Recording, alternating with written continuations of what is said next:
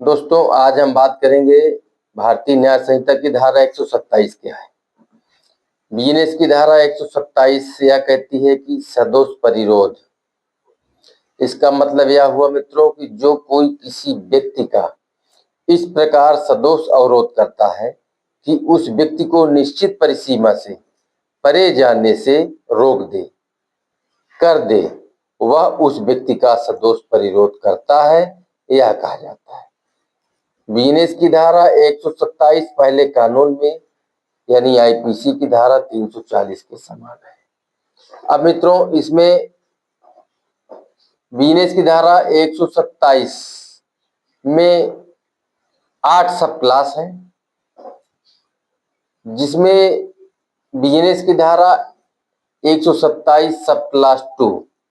में सजा का प्रावधान करती है। जो सदोष परिरोध की जो सजा है उसमें यह कहा गया है कि जो कोई किसी व्यक्ति का सदोष परिरोध करता है वह दोनों में से किसी भांति के कारावास से जिसकी अवधि 1 वर्ष तक की हो सकेगी या जुर्माने से जो 5,000 रुपए तक का हो सकेगा या दोनों से दंडित किया जाएगा। बिजनेस की धारा 127 सब क्लास 2 पुराने कानून में यानी आईपीसी की धारा 342 के समान है और जमानती अपराध है, कोई भी मजिस्ट्रेट के द्वारा विचारणीय। बिजनेस की धारा 127 सब क्लास 3 यह कहती है कि जो कोई किसी व्यक्ति का सदोष परिरोध 3 या अधिक दिनों के लिए करता है वह दोनों में से किसी भांति के कारावास से जिसकी अवधि 3 वर्ष तक की हो सकेगी या जुर्माने से जो 10,000 रुपए तक का हो सकेगा या दोनों से दंडित किया जाएगा। बिजनेस की धारा 127 सब क्लास 3 जमानती अपराध है तथा कोई भी मजिस्ट्रेट के द्वारा विचार नहीं, परंतु पुराने कानून में यानी आईपीसी की धारा 343 के समान है। अब बात करेंगे बिजनेस की धारा 127 सब क्लास 4 क्या है, क्या कहती है। बिजनेस की धारा 127 सब क्लास 4 में यह कहा गया है कि जो कोई किसी व्यक्ति का सदोष परिरोध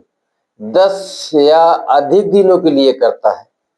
वह दोनों में से किसी भांति के कारावास से जिसकी अवधि 5 वर्ष तक की हो सकेगी दंडित किया जाएगा और जुर्माने से भी दंडित होगा, जो 10,000 रुपए से कम का नहीं होगा जुर्माना। मित्रों, बिजनेस की धारा 127 सब क्लास 4 पुराने कानून में यानी आईपीसी की धारा 344 के समान है, परंतु अजमानती है एवं प्रथम वर्ग मजिस्ट्रेट के द्वारा विचारणीय है। अब बात करेंगे बिजनेस की धारा 127 सब क्लास 5 क्या है। बिजनेस की धारा 127 सब क्लास 5 में यह कहा गया है कि जो कोई यह जानते हुए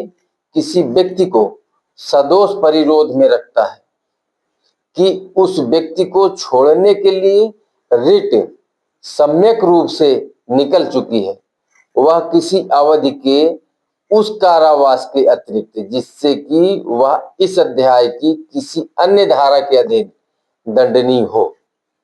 दोनों में से किसी भांति के कारावास से जिसकी अवधि 2 वर्ष तक की हो सकेगी से दंडित किया जाएगा और जुर्माने से भी दंडनीय होगा। बिजनेस की धारा 127 सब क्लास 5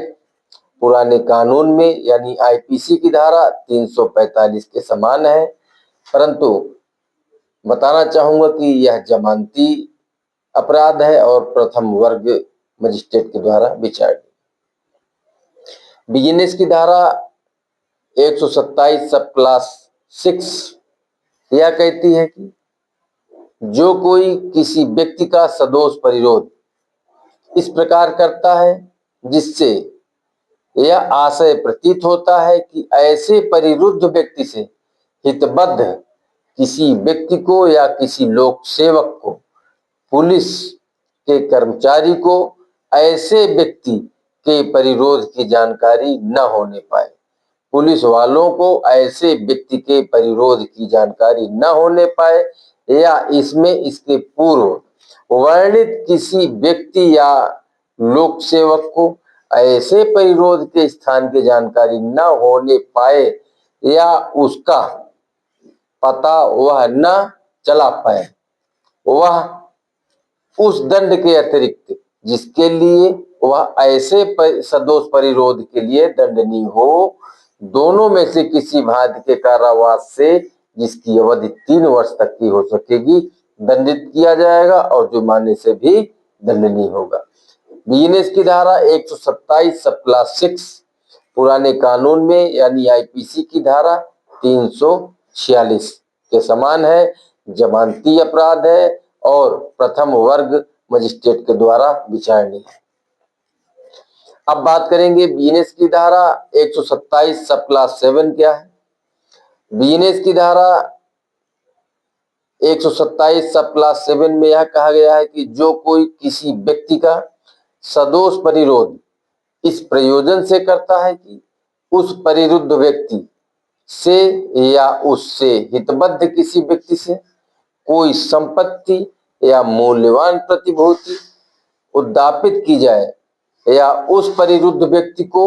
या उससे हितबद्ध किसी व्यक्ति को कोई ऐसी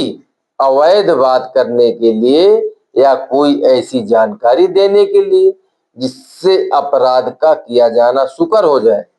मजबूर किया जाए, वह दोनों में से किसी भांति के कारावास से जिसकी अवधि 3 वर्ष तक की हो सकेगी दंडित किया जाएगा और जुर्माने से भी दंडनीय होगा।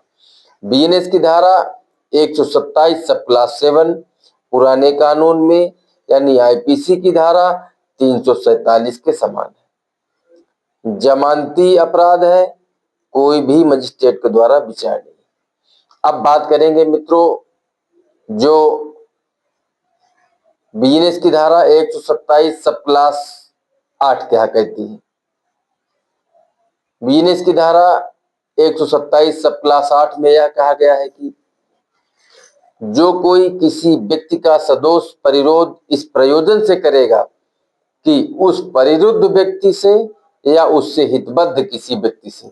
कोई संस्वीकृत या कोई जानकारी जिससे किसी अपराध या कदाचार का पता चल सके उद्यापित की जाए या वह परिरुद्ध व्यक्ति या उससे हितबद्ध कोई व्यक्ति मजबूर किया जाए कि वह किसी संपत्ति या किसी मूल्यवान प्रतिभूति को वापस करे या वापस करवाए या किसी दावे या मांग की तुष्टि करे या कोई ऐसी जानकारी दे जिससे